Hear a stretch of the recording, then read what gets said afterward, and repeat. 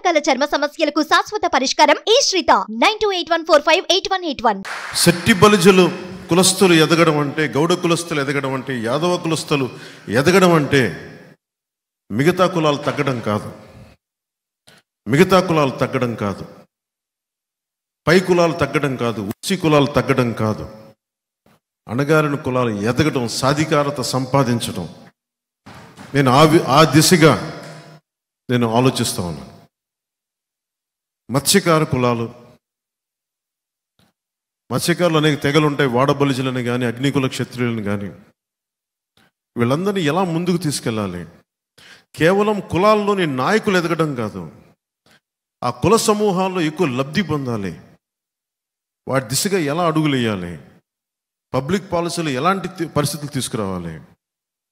నాయకులు చాలామంది కులాలని వాడుకొని ఎదుగుతున్నారు తప్ప కులాలకి నిజంగా ఆ లబ్ధి పొందట్లేదు, చేకూరట్లేదు.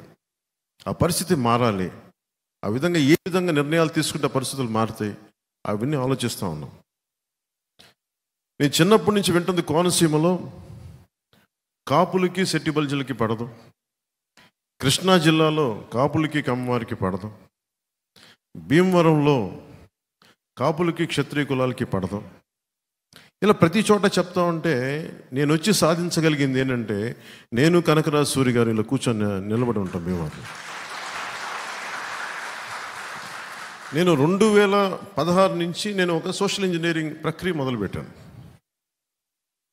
ఇద్దరు శెట్టి బలిజలకి కాపులకి పడదు పడదు పడదని ఏంటి, అసలు ఎందుకు పడాలి, ఎందుకు ఇబ్బందులు ఉంటాయి వీళ్ళందరికీ ఆలోచించి ఎందుకంటే నాకు ఒక అదృష్టం ఏంటంటే, సినిమాలో ఉండటం వల్ల నాకు అన్ని కులాల్లో అందరు అభిమానులు ఉన్నారు. పచ్చబొట్లు పొడిపించుకునే అభిమానులు, గుండెల్లో పెట్టుకునే అభిమానులు. 2016-17 పోరాట యాత్ర చేస్తున్నప్పుడు పాయకరావుపేటలో నా కోసం తోరణాలు కడతా విద్యుద్ఘాతానికి గురై ఇద్దరు యువకులు చనిపోయారు. నేను పరామర్శకు వారి ఇంటికి వెళ్తే, శెట్టి బలిజ కులానికి చెందిన నా అభిమాని, రజక కులానికి చెందిన అభిమాని, నేను ఇన్ని కులాల అభిమానాన్ని పొందిన వాడిని. నేను పుట్టడానికి కాపు కులంలో పుట్టినప్పటికీ కూడా నేను కేవలం కాపు కులానికే పని చేస్తాను, కాపుల కోసమే పార్టీ నేను పెట్టలేదు. నేను అందరి కోసం పెట్టాను పార్టీ. ఎందుకంటే పొలిటికల్గా నేను రైట్గా మాట్లాడను, ఏది ఆకట్టుకునేలా మాట్లాడను, ఏది సరైందో నేను అదే మాట్లాడతాను. ఒక జబ్బుకి మందు సరిగ్గా మాట్లాడటం, సామాజిక రుగ్మతలకి సరిగ్గా మాట్లాడటం, చెప్పడం. నేను ఆ రోజున కోరుకుంది, కోనసీమలో కాపులకి శెట్టి బలిజలకి గొడవలు తగ్గాలని నేను కూర్చొని ఇట్లాగే సోషల్ ఇంజనీరింగ్ అంటే దాని మీద ఒక హెవీగా ఆలోచించకండి. కూర్చొని సమన్వయపరచడం, మాట్లాడటం, మెత్తగా మాట్లాడటం, సమస్యలుంటే బయటికి తీసుకురావడం.